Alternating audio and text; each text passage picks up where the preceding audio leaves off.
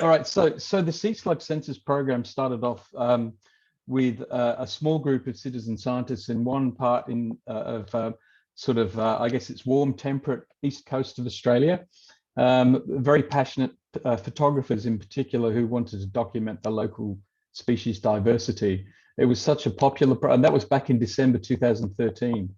And it sort of started off slowly, but it started to spread and people heard about it, mainly through Facebook. So we didn't have a fantastic vehicle we got quite a lot of media publicity because, sea slugs are fascinating creatures, incredibly photogenic and some really weird sort of behavioral type things too. So we got quite a lot of media about it, but it was the divers that really pushed this ahead and asked if they could have events in different places. And so we're now up to 16 venues over that period. We've recorded 885 species, and a lot of those are undescribed, which is quite exciting. Even more of them are obviously shifting ranges, and one of those publications that cites iNaturalist that Stephen probably mentioned is a very recent one that we just did from the most recent Sea Slug Census here in my neck of the woods, which is subtropical Eastern Australia. We're about 30 degrees south, to give you some idea. And we actually got 7 species that hadn't been found this far south, and one of them a new species for Australia, and that was through the Sea Slug Census program, but since October last year, when we joined to deliver the Great Sea Slug Sunday. All of our events are now run through iNaturalist, which really gives all those observations much more credence. It certainly goes to boosting that information on GBIF with distributions. And we're a little bit concerned that people might not take that extra step to get registered for iNaturalist and post their images, but we've had a fantastic uptake. So we're really keen to sort of push this forward and maybe expand the program overseas.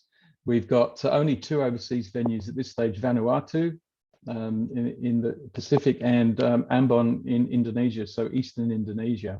And I'm really keen, actually, Stephen, to try and get somebody in Indonesia to commit, certainly in that area where I've got quite a few contacts, to contributing this time around.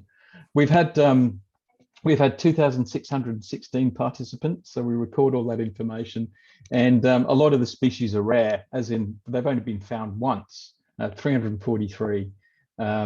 And on average, our censuses go for, currently we go for about, we try to include 2 weekends, the 5 days in between, and the 5 days in between, so that's 9-day censuses. But having the GSB gives another focus for people who are passionate about these things to get out and document them.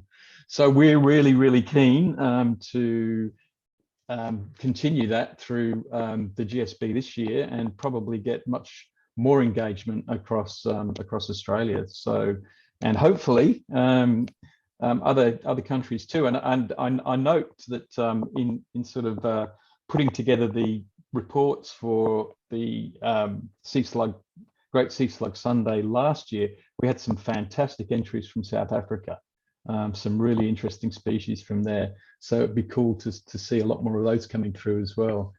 And I think probably it's the census is very similar to anything else which is done through a BioBlitz, where people just ask to submit the photographs with the appropriate information. And it's actually made my job much, much easier putting it through iNaturalist. So I don't have to do all the IDs and generate all the reports. It's wonderful.